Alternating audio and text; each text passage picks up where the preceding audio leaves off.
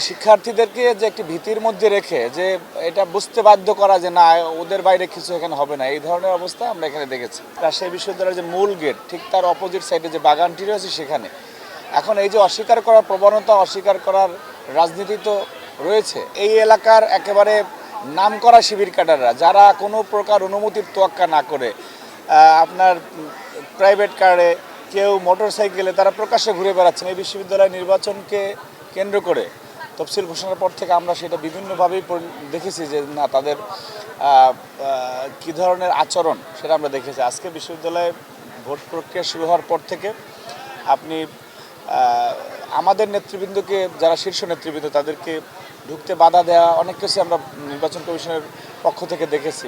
পক্ষান্তরে আমরা ক্যাম্পাসে সারা দেশ থেকে শিবির কর্মীদেরকে এনে যে জড়ো করা এবং একটি মানে আধিপত্যের জানান দেয়া যে তাদের বাইরে কোনো কিছু গেলে তারা অন্যরকম একটি পরিস্থিতি তৈরি করবে, সেটি কিন্তু ক্যাম্পাসের মুভমেন্ট দেখলেই বোঝা যায়।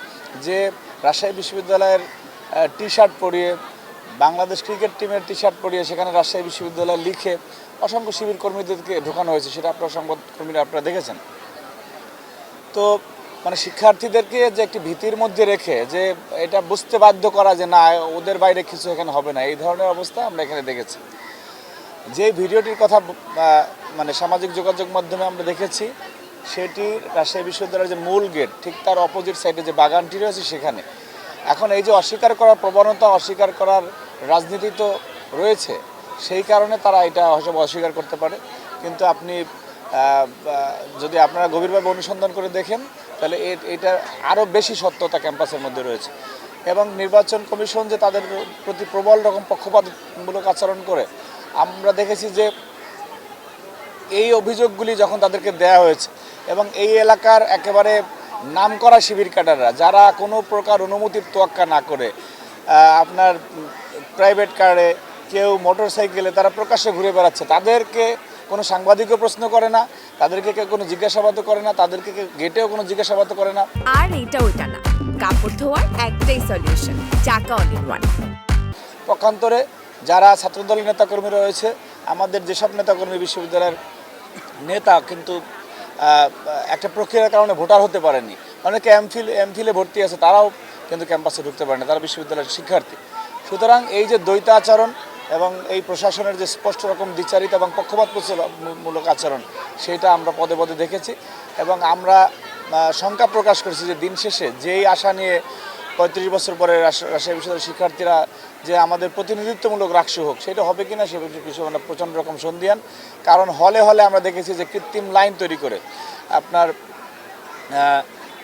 শিবিরের ভোটগুলি যাতে আগে দেওয়ার পরে তারপর কৃত্রিম লাইন তৈরি করা, সেই প্রবণতা রয়েছে। বিশেষ করে মেয়েদের হলে ছাত্রী সংস্থা প্রচণ্ড রকম এই বিষয়ে অ্যাক্টিভ রয়েছে।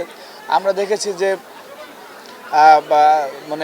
প্রত্যেকটি হলে হলে বুথের মধ্যে যে আগে তো তাদের অবৈধ টাকার সরাসরি দেখেছি, এখন যে এই যে খাবার টাবার যারা একদম প্রকাশ্যে বিতরণ করুক, তাতে কোনো সমস্যা হচ্ছে না। আমাদের পক্ষ থেকে কোনো একটি কথা বলা হলেও সাথে সাথে সেটি বিশ্ববিদ্যালয়ে তৎপর হয়ে যাচ্ছে। সাংবাদিকরা এখানকার যারা কিছু আছেন তাদের একেবারেই দলীয় পদে আছে, কিন্তু সাংবাদিকতা করে তারাও সেকেন্ডে নিউজ ছেড়ে দিচ্ছেন, ভিত্তিহীন যার কোনো ভিত্তি নেই এই ধরনের সংবাদ তারা পরিবেশন করছেন।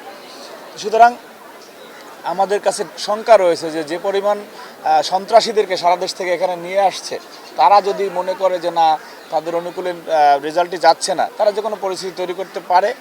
এবং পাশাপাশি তাদেরকে উদ্দেশ্যে বলতে চাই যে কোনো পরিস্থিতি মোকাবেলার জন্য এবং শিক্ষার্থীদের অধিকার যদি কেউ ছিনিয়ে নিতে চায়, শিক্ষার্থীদের ভোটাধিকার যদি কেউ ছিনিয়ে নিতে চায়, সেটা মোকাবেলা করার জন্য জাতীয়তাবাদী ছাত্রদল প্রস্তুত রয়েছে।